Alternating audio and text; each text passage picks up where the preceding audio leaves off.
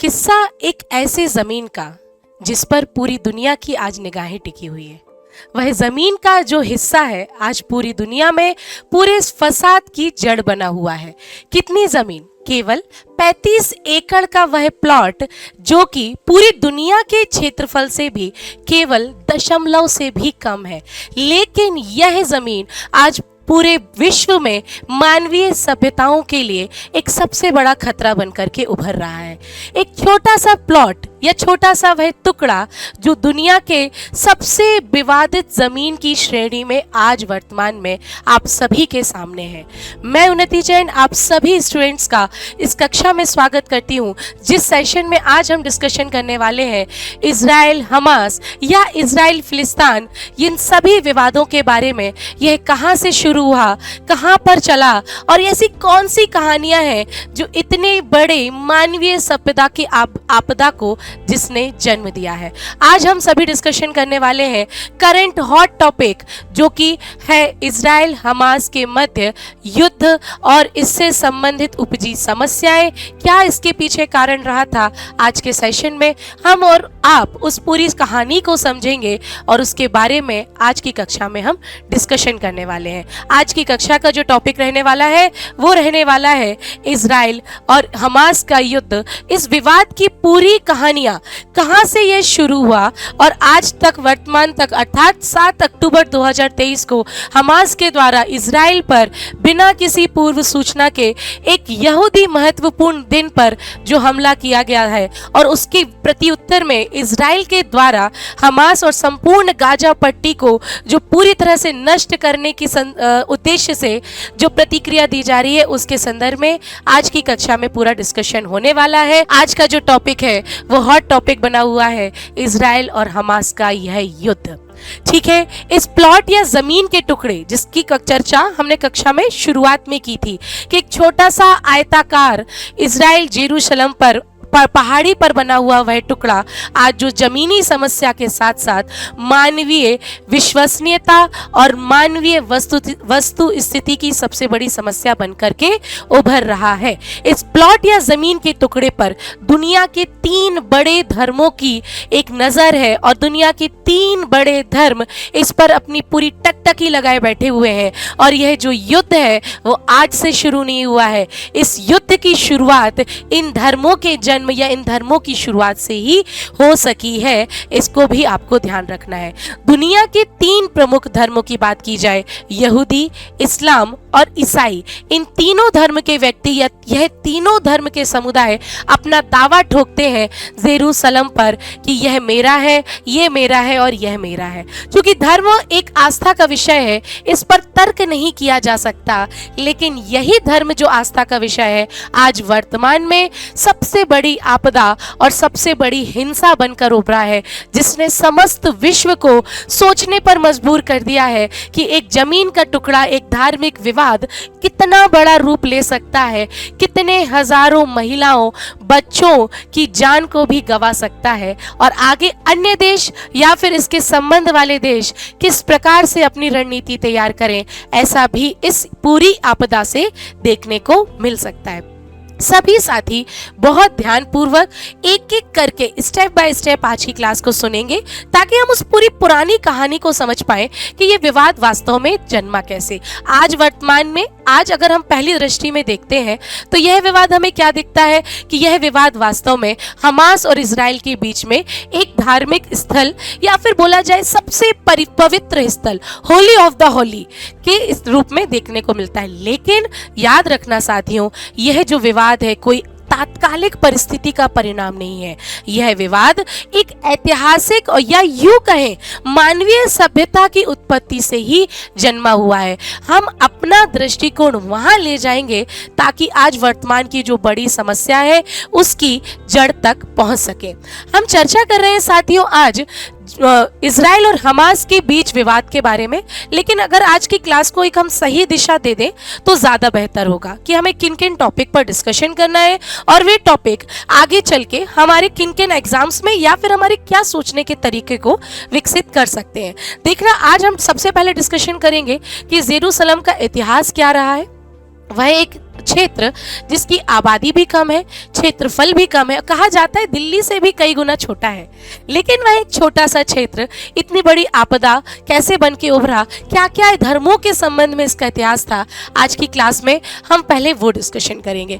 फिर हम देखेंगे कि गाजा का भौगोलिक क्या चित्रण है, भौगोलिक स्थिति क्या है, पड़ोसी क्षेत्र क्या है और कौन सा यह देश है जो इसको सहायता कर सकता है। इन सभी चर्चाओं के बारे में आज की क्लास में हम डिस्कशन करने वाले हैं। वर्तमान संदर्भ क्या है, ये भी चर्चा हम देखने वाले हैं। और पिछले ही महीने, एक महीने पूर्व ही G20 की जो बैठक हुई है, जो हमने एक कॉरिडोर इजराइल या अरेबियन कंट्रीज के साथ बनाने का जो तय किया है, समझौता किया है, भारत का उस कॉरिडोर या उस प्रोजेक्ट पर क्या प्रभाव पड़ेगा, क्या यह कॉरिडोर आगे चलेगा या फिर इजराइल के अन्य देशों के साथ संबंध कैसे होंगे, अरेबियन कंट्रीज हमारे साथ कैसा एक रिलेशनशिप स्थापित करेंगी, आज की क्लास में ये भी टॉपिक डिस्कशन होने वाले हैं। साथियों, एक बात ध्यान रखना, अगर आप किसी भी सिविल सर्विस की प्रिपरेशन कर रहे हैं तो as a civil service aspirant के रूप में आपको ये जो पूरा आज मैटर हम डिस्कशन करने वाले हैं, ये आपको मेंस में अंतर्राष्ट्रीय संबंध के बारे में चर्चा करने में बहुत महत्वपूर्ण रहने वाला है। और आगामी यदि आप इंटरव्यू या साक्षात्कार की प्रिपरेशन कर रहे हैं तो एक बहुत कॉमन क्वेश्चन है, चूंकि चर्चा का विषय है करंट अफेयर्स है, तो आपसे पूछा जाएगा कि क्या है ये विवाद, इस विवाद की जड़ क्या है, इस विवाद को आप किस दृष्टि से देखते हैं और यदि आप होते तो इस विवाद को कैसे समाधान की ओर ले जाते। ऐसे दृष्टिकोण भी आपसे परीक्षाओं में साक्षात्कार के रूप में पूछे जा सकते हैं। एक अगर हम बोले कि क्या यह जो विषय है केवल एक प्रतियोगी परीक्षा के विद्यार्थी के रूप में जरूरी है पढ़ना, नहीं, एक बात भी ध्यान रखना कि यदि आप नागरिक हैं और जागरूक नागरिक हैं तो एक जागरूक नागरिक को ये पता होना चाहिए कि हमारे आसपास राष्ट्रीय स्तर और अंतर्राष्ट्रीय स्तर पर ऐसी कौन कौन सी घटनाएं घट रही हैं जो आगे चल के इस मानवीय सभ्यता को एक अलग दिशा में ले जाएंगी, एक अलग डायरेक्शन दिखाएंगी। तो इस रूप में भी एज अ नागरिक, एज अ इंडियन सिटीजन आपको ये टॉपिक पढ़ना चाहिए और उस जड़ तक पहुंचना चाहिए ताकि एक समझ विकसित हो सके, उस धर्म के प्रति विकसित हो सके या फिर सभी धर्मों के प्रति विकसित हो सके, साथ ही साथ राष्ट्र के प्रति भी विकसित हो सके। और चूंकि एज अ भारतीय नागरिक हम एक धर्मनिरपेक्ष राज्य में निवास करते हैं जहां पर संप्रदायों की संख्या अधिक है, ऐसे राज्य के नागरिक होने के साथ साथ आपको इन सभी मैटर के बारे में जानकारी होना चाहिए कि आपको इस पूरे मैटर को किस दृष्टिकोण से देखना है और अपनी समझ को किस प्रकार विकसित करना है।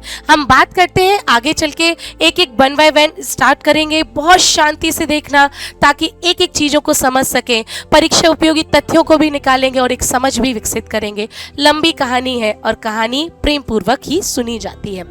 हम बात कर रहे हैं इस संपूर्ण जेरूसलम, इस्राइल या फिर यरूशलेम की। ये मुद्दा आखिरकार आया कहां से? बात है उस दिन की 7 अक्टूबर 2023। दिन था यहूदी के प्रमुख पर्व का।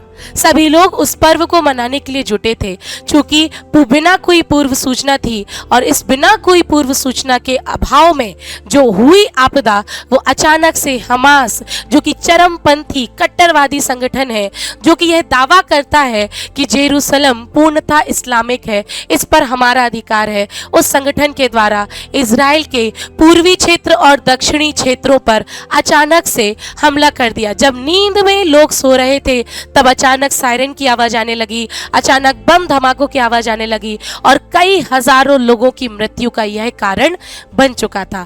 ये चूंकि 7 अक्टूबर 2023 की घटना है, ये पूरा पुराना विवाद एक बार फिर से लाइमलाइट पे आ गया और फिर से आज हम डिस्कशन कर रहे हैं कि इजराइल हमास का विवाद आखिरकार है क्या। याद रखना स्टूडेंट्स कि गाजा की चरमपंथी संगठन हमास, इसने जमीन से, पानी से और यहाँ तक कि हवा से भी, इन तीनों मार्गों से इजराइल पर लगातार धमाके किए और इजराइल भी फिर रुका नहीं। इसने वॉर की घोषणा कर दी और इसने पहली बार इस पूरे मुद्दे पर एक भयंकर युद्ध की घोषणा की और उन्होंने बोला कि हमास, ये आपने करके बहुत गलत किया, इसका परिणाम आपको भुगतना होगा। ये पूरा मैटर आज समझेंगे, क्या क्या ये मानवीय सभ्यता की सबसे बड़ी आपदा बन के निकला, कैसे कैसे इसका जन्म हुआ, इसके बारे में आज की कक्षा में, आज की विस्तृत डिस्कशन में हम बात करने वाले हैं। देखिए ये पूरा दृश्य था, ये 7 अक्टूबर, उसके बाद लगातार आज वर्तमान समय तक, जब तक मैं ये वीडियो रिकॉर्ड कर रही हूँ तब तक की स्थिति अभी सामान्य नहीं हुई है। गाजा, हमास और इजराइल मिलिट्री के द्वारा लगातार क्रिया प्रतिक्रिया हो रही है। और नई सूचना से तो ये भी पता चला है कि इजराइल ने गाजा में पहुंचने वाला पूरा खाना, पूरी बिजली और पानी के स्रोत पूरी तरह से बंद कर दिए हैं और पूरी तरह से वहां पर एक बड़ी आपदा आ चुकी है। ऐसा कहा भी जा रहा है कि हमास ने अपने पैरों पर कुल्हाड़ी स्वयं मार ली है। कई देशों ने इस पूरे युद्ध में, जो इस इस्लामिक कंट्रीज थी और गाजा या हमास का समर्थन करती थी, उन देशों ने गाजा को बधाई पत्र भी भेजे। ईरान इसका एक बहुत अच्छा एग्जाम्पल है कि बधाई पत्र भेजे कि हाँ ये आपको करना ही था। और अमेरिका, यहाँ तक कि यूनाइटेड किंगडम और जो बड़े बड़े देश हैं या फिर जो इजराइल के समर्थक देश हैं, उन्होंने इजराइल का साथ दिया। इजराइल के द्वारा ये जो गाजा पट्टी पर ये जितनी भी प्रतिक्रिया दी गई है, इन सभी का समर्थन करते हुए बोला है कि यह ज़रूरत थी इस्लाम को या फिर इजराइल को स्वयं को बचाने के लिए, इस्लाम नहीं इजराइल को स्वयं को बचाने के लिए ऐसी प्रतिक्रिया देनी थी, जो कि हुई, जो कि आप इन परिदृश्यों में, इन इमेजेस में देख पा रहे हैं। लेकिन ये जो पूरी घटना हुई है, इस घटना को समझने के लिए हमें जड़ तक जाना होगा। मैं कक्षा की शुरुआत में जिस 35 एकड़ की भूमि की बात कर रही थी, जिस Holi of the Holi land की बात कर रही थी, जिस भूमि की बात कर रही थी जहां पर क्रिश्चियन, इस्लामिक और यहूदी अपना दावा पेश करते हैं, यही वह स्थिति है, यही वह जमीन है, पहाड़ी पर स्थित आयताकार मैदान है जहां पर क्रिश्चियन, जहां पर यहूदी और जहां पर इस्लामिक धर्म अपने अपने धर्म से संबंधित विश्वास को व्यक्त करते हैं और यह दावा ठोकते हैं कि यह भूमि मेरी है और कभी ना कभी यह भूमि मेरी अवश्य होगी। क्लियर?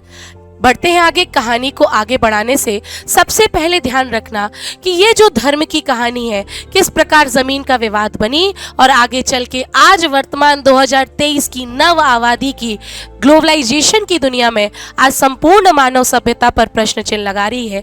इसके इतिहास के पन्नों पर अगर झांक के देखते हैं तो एक एक करके हम आगे बढ़ेंगे। जैसा कि मैंने आपको बताया कि ये पूरे जेरूशलम जो है एक आयताकार पहाड़ी है, इस पर एक धार्मिक क्षेत्र है, पवित्र से पवित्र भूमि मानी जाती है। तो एक एक करके हम पढ़ेंगे। सबसे पहले हम शुरुआत करते हैं तीनों ही धर्म में सबसे प्राचीन यहूदी की, कि यहूदी धर्म का जेरूशलम से क्या संबंध था। थोड़ा सा ध्यान से देखना, ठीक है। यहूदी धर्म की एक प्रमुख स्थल है जिसको बोला जाता है हर हवाइत।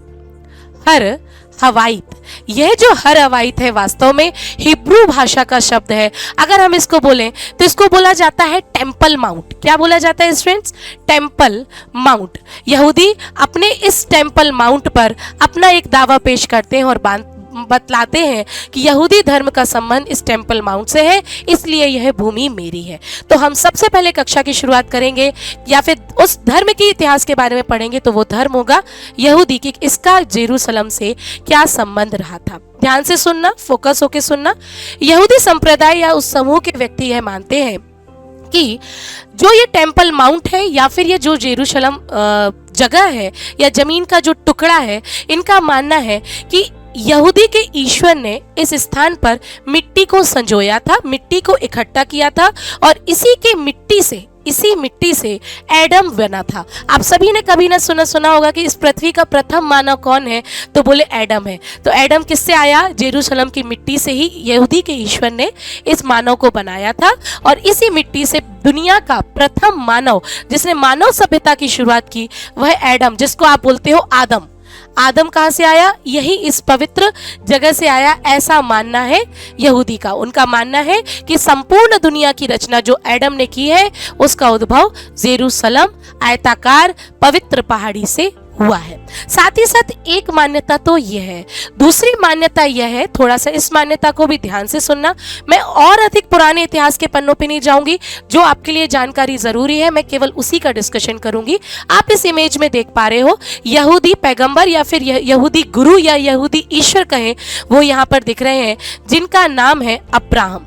यहूदी पैगंबर जिनका नाम है अब्राहम। इनके दो पुत्र हुए, एक पुत्र का नाम था इजाक और एक पुत्र का नाम था इस्माइल। ठीक है, अब्राहम, उनके दो पुत्र इजाक और इस्माइल, इन दोनों पुत्रों से अब्राहम बड़ा ही अच्छा प्रेम करते थे, लेकिन वे ईश्वरीय पर भी विश्वास करते थे। तो यहूदी ईश्वर पर अपना विश्वास जताने के लिए पैगंबर अब्राहम ने बहुत अच्छे से अपनी पूरा समर्पण भाव व्यक्त किया। इसी समर्पण भाव की परीक्षा करने के लिए यहूदी ईश्वर ने इनसे मांग की कि आप अपने सबसे प्रिय पुत्र की मुझे बलि दे दो। ठीक है, ऐसी कहानियों में आपको बहुत अच्छे से स्पष्ट देखने को मिलता है। अब्राहम से यहूदी ईश्वर ने मांग की कि आप अपने सबसे प्रिय पुत्र की मुझे बलि दे दो।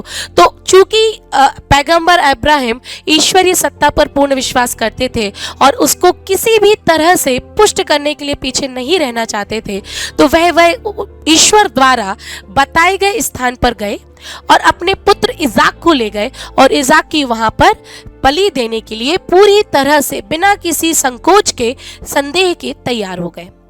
इस समर्पण को देख करके जो यहूदी ईश्वर थे बड़े प्रभावित हुए कि वाह यार, ये मुझे ईश्वर को इतना प्रेम करता है कि ये अपने प्रिय पुत्र की भी बलि देने के लिए तैयार है। इस पूरी कथा से जो यहूदी ईश्वर है बड़े प्रभावित हुए और उन्होंने फिर एक फरिश्ता भेजा और फरिश्तों के हाथ में एक भेड़ भेजा और भेड़ को बोला कि यदि तुम्हें समर्पण बताना है तो तुम्हें जरूरी नहीं है अपने पुत्र की मृत्यु को करो या फिर पुत्र को बलि चढ़ाओ, तुम इस भेड़ को बलि चढ़ा करके भी अपना समर्पण व्यक्त कर सकते हो।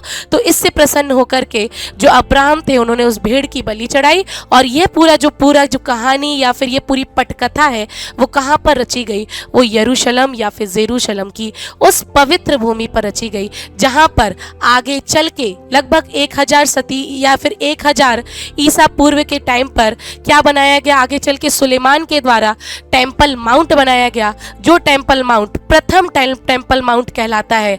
यह टेम्पल माउंट प्रथम टेम्पल माउंट है जहां पर अब्राहम ने अपने पुत्र की बलि देने के लिए तैयार हुए और दूसरी कहानी के अनुसार जहां पर ईश्वर ने मिट्टी सजोई और एडम का जन्म हुआ, वहां पर प्रथम टेम्पल माउंट कब आ गया, 1000 ईसा पूर्व में यह आ गया। चूंकि फिर आगे चल के जो बेबीलोन सभ्यता थी उन्होंने फर्स्ट टेम्पल माउंट को नष्ट कर दिया, पूरी तरह से समाप्त कर दिया, लेकिन आगे ऐसा माना जाता है कि लगभग 516 ईस्वी पूर्व के लगभग में दूसरा टेम्पल माउंट बना, जिसे आज वर्तमान में सेकेंड टेम्पल माउंट के नाम से जाना जाता है।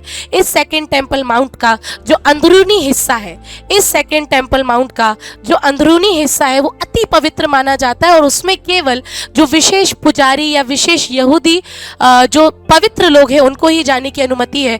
बाकी जो लोग हैं इस टेम्पल माउंट के बाहर रह करके अपनी प्रार्थना कर सकते हैं।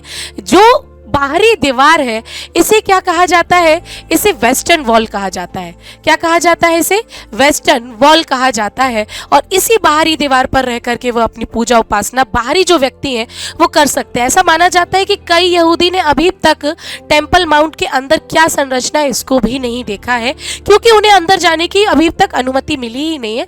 केवल वे बाहरी दीवार पर आकर के सभी यहूदी अपनी पूजा उपासना को पूरी तरह से कर सकते हैं। लेकिन याद रखना स्टूडेंट्स कि 516 ईस्वी में जो सेकेंड टेम्पल माउंट बना है वो आगे चल के रोमन साम्राज्य के द्वारा वह भी नष्ट कर दिया जाता है, ये भी ध्यान रखना। चूंकि यहाँ पर अब्राहम के बलिदान, इजाक के बलिदान या फिर ईश्वरीय समर्पण की घटना हुई थी, इसलिए इसे बलिदान का मंदिर भी कहा जाता है, बलिदान का मंदिर भी कहा जाता है या फिर टेम्पल माउंट भी कहा जाता है। तो ये कहानी हुई यहूदियों की जो जेरूसलम पर अपने धार्मिक विश्वास को प्रस्तुत करते हैं और अपना दावा ठोकते हैं कि यह जो पवित्र भूमि है ये मेरे संप्रदाय, मेरे धर्म से है, इसलिए इस जमीन का जो अधिकार है वो सिर्फ मेरा होगा।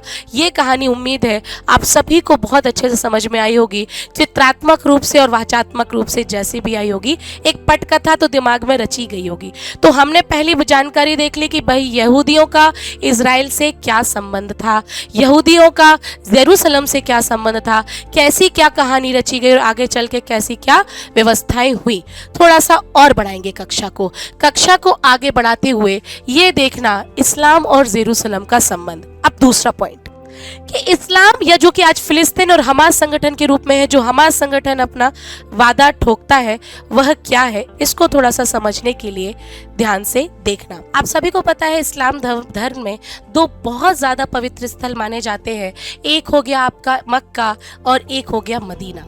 ये सबसे ज्यादा पवित्र स्थल माने जाते हैं। और जो तीसरा सबसे ज्यादा पवित्र स्थल माना जाता है वो है अल अक्सा, डोम ऑफ द रॉक, या फिर इसे बोलेंगे हम अल अक्सा, जो कि कहाँ पर स्थित है? फिर से वही जमीन के टुकड़े जो सर्वाधिक विवादित है, उस जमीन के टुकड़े यानी यरूशलेम में यह उपस्थित है। अब भाई इस्लाम का इससे क्या संबंध है? आपके से दिमाग में यह प्रश्न उठ रहा होगा। तो इस्लाम का इससे संबंध स्थापित करने के लिए इस पूरी जानकारी को आपको बहुत अच्छे से समझना होगा, तो ये भी आपको पता चल जाएगा। ठीक है, कुरान में हरम अल शरीफ मस्जिद का विवरण दिया गया है, हरम अल शरीफ का।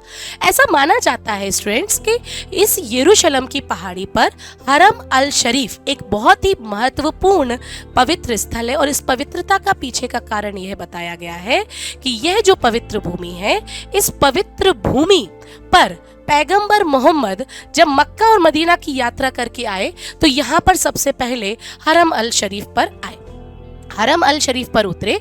चूंकि पैगंबर मोहम्मद उड़ते हुए घोड़े से इस मस्जिद पर आए थे, तो चूंकि यहाँ पर आए तो इसलिए भी ये विशेष बन गया कि पैगंबर मोहम्मद का इस मस्जिद पर या फिर इस स्थल पर आना हुआ।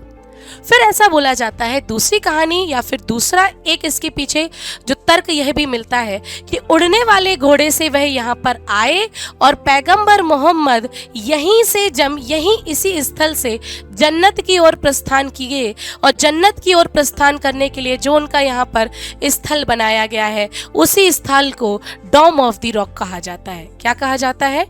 डोम ऑफ द रॉक कहा जाता है। डोम ऑफ द रॉक क्या है? डोम ऑफ द रॉक वह स्थल है जहां से पैगंबर मोहम्मद मक्का मदीना यात्रा करके आए और जन्नत की ओर प्रस्थान किया। और मक्का मदीना की यात्रा करने के बाद जिस स्थान पर आए उसे हरम अल शरीफ के नाम से जाना जाता है। और ये सारी चीजें कहाँ पर हैं? ये सारी चीजें उसी 35 एकड़ की भूमि पर है जहां पर इसके पहले आपने यहूदी धर्म के विश्वास पढ़े, जिस पर वह अपने यहूदी धर्म की उत्पत्ति, बलिदान की कहानी, आदम की उत्पत्ति, इन सबको पढ़ते हो। और उसी 35 एकड़ की भूमि पर यह इस्लाम धर्म का यह पूरा विश्वास है, जो कि अपना भी दावा ठोकते हैं। किसका दावा सही है, किसका दावा गलत है, इस पर क्या उत्तर है आपका? तो मैं आपको बोलूंगी कि किसका दावा सही और किसका दावा गलत है, ये अभी भी विवाद में है और ये अभी भी पूरी तरह से सफल नहीं हो पाया है कि यह भूमि किसकी है, क्योंकि दोनों धर्मों के अपने अपने अलग अलग विश्वास हैं। और उसी विश्वास पर जो बीच में विरोध उत्पन्न हो रहा है, उसी का परिणाम है इजराइल फिलिस्तीन या फिर इजराइल हमास का युद्ध। अब आपका क्या सोचना है, आपका क्या नजरिया है, आप स्वयं बताना, क्योंकि दोनों ही जो कहानियां हैं या दोनों ही धार्मिक विश्वास हैं, वे अपने अपने प्रमाण लेकर यहाँ पर हमेशा पोस्टर अपने रखते हैं और चीज़ों को क्लियर करते हैं कि भाई मेरा चूंकि स्टोरी फॉर्म ये है और मेरा स्टोरी है, तो ये सही कौन सा है। और सही का तय तो अभी कोई भी नहीं कर पाया है, लेकिन युद्ध या वॉर की स्थिति आपको लगातार देखने को मिलती है। दिक्कत पता क्या हुई? अगर स्थिति अलग अलग होती तो भी मानते, चूंकि ये जो जितनी भी आज हमने चर्चा की, चूंकि ये पूरी जो जगह है, ये जो यरूशलेम है, ये पूरी की पूरी जगह जो इजराइल में स्थित है, यह इसी एक स्थान में दूसरा स्थान है। मतलब कि जो टेम्पल माउंट है वही टेम्पल माउंट हरम अल शरीफ है और वही हरम अल शरीफ टेम्पल माउंट है। लगातार जैसे जैसे कहानी आगे बढ़ती है, अलग अलग धर्म अपना दावा ठोकते हैं। एक समय तो ऐसा भी आया था कि फिलिस्तीन ने या इस्लाम ने यहूदियों को हरा दिया था और यहूदी उस क्षेत्र को छोड़ करके संपूर्ण विश्व में पलायन कर गए थे। और उस पलायन की अवस्था में कुछ यहूदी भारत भी आए थे, जिनको आज आप भारत में देखते हो। लेकिन जब ये देखा कि जैसे जैसे स्थिति सुधर रही है, इजराइल ने फिर से अपना यहाँ पर दावा ठोका और दावा ठोकते हुए अपनी यह जगह को बनाया, तो फिर से सब यहूदी इकट्ठे हुए। प्रश्न ये आया कि जब हमारी ज़मीन ये है तो क्यों ना हम यहाँ पर रहें। तो जितने भी विश्व के यहूदी थे वो अपने स्थान इजराइल जेरूशलम पर इकट्ठा शुरू हो गए और अपनी भूमि को अपने अधिकार क्षेत्र में लाने के लिए लगातार प्रयासरत है। और ये प्रयास कोई आज का नहीं है, हजारों साल या फिर कई सालों पुराना है, जो लगातार आपके सामने देखने को मिल रहा है। थोड़ा सा देखेंगे हम, थोड़ी भौगोलिक चर्चा करेंगे, ऐतिहासिक चर्चा के रूप में मुझे ऐसा लगता है कि चीजें कहानियां आपके सामने आ चुकी होंगी। थोड़ा सा हम भौगोलिक चर्चा करें तो ये आप मैप में देख पा रहे हो, ये आपने देखा इजराइल गाजा और जो वेस्टर्न बैंक है उन पूरी चीज़ों के बारे में चेक कर लिया है। थोड़ा सा देखना, जो इजराइल का यह जो देश है, इजराइल देश, मेडिटेरियन सी छोटा सा क्षेत्र है गाजा, फिर है वेस्टर्न बैंक, और ये जो सबसे ज़्यादा विवादित भूमि है जेरूसलम, ये क्षेत्र देखने को मिल रहा है। कुछ समय तक जब अंतर्राष्ट्रीय संगठन आए इस विवाद को द्वितीय विश्व युद्ध के बाद, तो उन्होंने इस पर एक सामंजस्य बिठाने की कोशिश की है और लगातार कोशिश करते जा रहे थे। लेकिन बात ये क्या हुई, जब संयुक्त राष्ट्र संघ की देखरेख में एक मसौदा तैयार हुआ और इस मसौदे का नाम रखा गया partition of resolution. Partition of resolution में यह तय किया गया कि यह भूमि पर आप अलग अलग रहिए, यहूदी क्षेत्र में रहिए और जो इजराइल क्षेत्र है वो इजराइल क्षेत्र में रहिए। अर्थात ऐसा बोला गया कि संपूर्ण फिलिस्तीन को दो भागों में बांट दिया गया, एक यहूदी के लिए हो गया और एक इस्लाम के लिए हो गया। फिर प्रश्न चिन्ह ये उठा कि ये जो यरूशलेम या जेरूशलेम है वो किसका होगा। तो ये अंतर्राष्ट्रीय संगठन या फिर बोला जाए संयुक्त राष्ट्र संगठन ने यह बात कही कि वास्तव में जेरूशलेम को जॉर्डन के अधिकार क्षेत्र में रख देना चाहिए। 1948 में इजराइल का निर्माण या इजराइल का गठन होता है और उसके बाद जब संयुक्त राष्ट्र संघ ने पार्टीशन ऑफ रिजोल्यूशन पास मसौदा तैयार किया तो यह प्रस्ताव रखा, इजराइल ने मान लिया, कोई दिक्कत नहीं है, ठीक है, ये जॉर्डन के अधिकार क्षेत्र में रखना चाहिए। लेकिन इस्लाम या यूं बोले कि इस्लामिक जो पूरा संगठन था इसने पूरी तरह से इस मसौदे को मानने से मना कर दिया। उन्होंने बोला जब जमीन हमारी है तो अधिकार भी हमारा होना चाहिए, किसी अन्य देश के पास ये अधिकार क्यों? ये सवाल उठाया तो ये मसौदा पूरी तरह से फेल हो गया और फिर से लगातार युद्ध की स्थिति देखने को मिलती है और लगातार युद्ध होते गए। टेम्पल जो माउंट है उसके कंट्रोल पर भी बदलाव होने लगे और लगातार उस टेम्पल माउंट पर अधिकार करने के लिए इस्लाम और यहूदी लगातार एक दूसरे से भिड़ने लगे। ठीक है, फिर बात आती है 1982 में फिर से यहूदी और जो इस्लाम है उसके बीच में भयंकर युद्ध होता है और भयंकर युद्ध के परिणाम स्वरूप यह मुद्दा फिर से लाइमलाइट में आ जाता है और यह संपूर्ण स्थिति आज आपके सामने को देखने को मिल रही है। एक लगातार बढ़ते गए इजराइल को कई अंतर्राष्ट्रीय संगठनों का सपोर्ट मिला। अरेबियन कंट्रीज भी आज इजराइल के सहयोग में खड़ी हुई हैं, जैसे कि संयुक्त राज्य अमेरिका, ब्रिटेन की जैसी मैंने बात की, ये कुछ कंट्रीज हैं जो आज इजराइल के पक्ष में बात कर रही हैं। और इसी पक्ष के बात पे सन 2000 में इजराइल के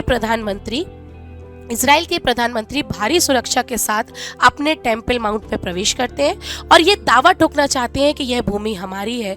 लेकिन इस पूरा जो प्रवेश प्रक्रिया हुई थी उसके बाद फिर से यहूदी और इजराइल के बीच में युद्ध की जो स्थिति है वो लगातार बढ़ती रही। इस मैप के माध्यम से आप बहुत अच्छे से समझ सकते हो कि 1947 में जब वह पार्टीशन ऑफ रिजोल्यूशन साइन नहीं हुआ था, वह मसौदा नहीं हुआ था, तब की क्या स्थिति थी। जो ये ग्रीन लैंड दिख रही है पूरा आपको फिलिस्तीन या इस्लामिक दिखने को मिलेगा। लेकिन जैसे जैसे पार्टीशन प्लान आया 1947 में तो क्या हुआ, फिलिस्तीन की जगह वेस्टलैंड या वेस्ट बैंक में और गाजा पट्टी की ओर सीमित होती रही और धीरे धीरे जब आगे बढ़े तो क्षेत्र इजराइल का ज़्यादा बढ़ता रहा और कुछ टुकड़ों में जो फिलिस्तीन का जो भूमि है कुछ टुकड़ों में आपको देखने को मिल रही है। और आज वर्तमान में जो युद्ध का सबसे बड़ा कारण है, ये जो आपको छोटा सा टुकड़ा दिख रहा है जिसमें केवल 23 लाख आबादी रहती है, यहाँ से हमास के द्वारा इस इजराइल पर जो है वो पूरी तरह से युद्ध किया गया, जिसकी स्थिति आज वर्तमान में आपको देखने को मिल रही है। लगातार दंगे हुए, 2000 के बाद से 2014 में भी दंगा हुआ और आज वर्तमान में 2023 में आज आप इस दंगे को बहुत अच्छे से देख पा रहे हो। ये जो दंगा है इसकी कहानी आपने देखी है। मैं आगे आने वाले समय में इसके बारे में और विस्तृत चर्चा करना चाहूँगी क्योंकि मैं चाहती हूँ कि पहले इतनी स्टोरी तैयार हो जाए कि यह दंगा शुरू कैसे हुआ, क्या इसके ऐतिहासिक कारण थे और क्या क्या इसकी व्यवस्था थी, ये भी आपको ध्यान में रखना है। इजराइल के द्वारा बोला जाता है कि हमास संगठन पर ईंट के जवाब पत्थर के रूप में दिया गया है। एक बहुत बड़ी प्रतिक्रिया यहाँ पर की गई है और चूंकि इजराइल को एक बेहतरीन सपोर्ट भी मिला है और एक बेहतरीन सुविधा, एक बेहतरीन स्थिति पर आ चुका है, तो इस स्थिति पर आकर के वो लगातार हमले कर रहा है और वो बोल रहा है कि हम इस क्षेत्र को पूरी तरह से तहस नहस कर देंगे, जिसने आज हमारी भूमि पर फिर से प्रश्न चिन्ह उठाए हैं। ये भी आपको ध्यान में रखना है। कुछ और चीज़ें आपको जो ध्यान में रखना है परीक्षा के संदर्भ में कि इस पूरी प्रक्रिया में एक बड़ा अच्छा जो शब्दावली है वो आई है जिसको बोलते हैं आयरन डोम। आयरन डोम क्या है? देखो ऐसा नहीं है कि इज़राइल ने अपने जो आपदा है या फिर ये जो वॉर हुआ है, जो युद्ध हुआ, उसके आक्रमण को रोकने के लिए पहले से तैयारी की नहीं थी। ऑब्वियस सी बात है, एक लंबे समय तक युद्ध चला रहा है, तो इजराइल जैसी कंट्री ने इसके लिए पहले से तैयारी करके रखी थी। और उस तैयारी का सबसे अच्छा उदाहरण आप आयरन डोम में देख सकते हो। ये वास्तव में क्या है? ये इजराइल की युद्ध प्रतिरोधी तकनीक है, जिसके द्वारा हवा में ही रॉकेट को नष्ट किया जा सकता है। जमीन पर आने से पहले ही उस रॉकेट को हवा में नष्ट करने की तकनीक आयरन डोम तकनीक है ना, जिसमें 2012 में जो युद्ध हुआ था इजराइल और फिलिस्तीन के बीच में, कम से कम 85% जो रॉकेट्स थे इसी आयरन डोम के कारण खत्म हो गए थे। तो ये भी ध्यान रखना, एक बड़ी अच्छी टेक्निक है। चूंकि कई प्रश्न चिन्ह अभी भी खड़े हुए हैं कि इतनी अच्छी सुरक्षा व्यवस्था होने के बाद भी ऐसा कैसे हुआ कि किसी को भी भनक भी नहीं लगी और हमास ने इतना बड़ा युद्ध कर दिया। जबकि आप मानचित्र में देख पा रहे हैं कि यदि आपको गाजा तक पहुंचना है, यदि आपको गाजा तक पहुंचना है तो आपको इतनी पूरी सीमा को पार करके ही पहुंचना होगा। तो फिर ऐसा क्या हुआ कि गाजा को किसने सहायता की? ये भी प्रश्न एक चिन्ह बहुत बड़ा निकला है। और ऐसा कैसे हुआ कि ये सारी हथियार का आवागमन हो रहा होगा, सारी गतिविधियां संचालित हो रही होंगी और इजराइल की सुरक्षा व्यवस्था को इसकी भनक भी नहीं लगी? इस पर अभी भी प्रश्न चिन्ह है। और आपने देखा होगा जैसे ही युद्ध हुआ था तो परीक्षा जो समाचार पत्र है इस पर बहुत जोर शोर से इसकी चर्चा भी की गई थी कि आखिरकार ऐसी क्या व्यवस्था है। चूंकि युद्ध अभी वर्तमान में चल ही रहा है और भी हम इसकी व्यवस्थाओं को देखेंगे और भी हम आगे चल के ज़्यादा से ज़्यादा सेशंस इसके लेके आएंगे ताकि आप इसकी वस्तु स्थिति बहुत अच्छे से समझ सको। अगर हम गाजा की आबादी की बात करें अंत में, तो कुल आबादी मैंने बताया 23 लाख है, जिसमें बच्चों और महिलाओं की संख्या ऐसी बोली जाती है ज़्यादा है। और ये पूरी व्यवस्था है बितलाहिया, गाजा शहर और अल मौसादार, ये पूरा क्षेत्र गाजा के अंतर्गत आता है। वर्तमान में ऐसा बोला जाता है कि नरक अगर किसी को देखना है तो गाजा में देखिए, क्योंकि आज वर्तमान में वास्तव में युद्ध का परिणाम ऐसा हुआ कि गाजा की स्थिति बहुत ज़्यादा निम्न हो चुकी है।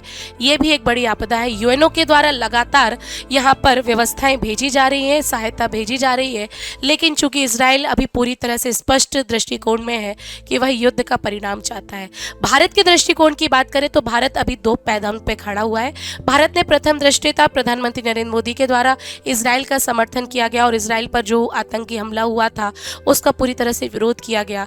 और ऐसा भी बोला जा रहा है कि भारत के द्वारा गाजा पट्टी या फिर उस इस्लामिक कंट्रीज को सहायता भेजने के लिए भी लगातार प्रावधान चल रहे हैं, लगातार प्रतिक्रियाएं हो रही हैं। अब हमें देखना होगा आगे कि यह पूरा अंतर्राष्ट्रीय जो घटनाक्रम आज हमारे सामने चल रहा है, 7 अक्टूबर से जो पूरा युद्ध शुरू हुआ था, क्या ये तीसरा युद्ध तो नहीं है? क्या ये संपूर्ण मान्य सभ्यता या धार्मिक सभ्यता पर प्रश्न चिन्ह तो नहीं लगा देगा?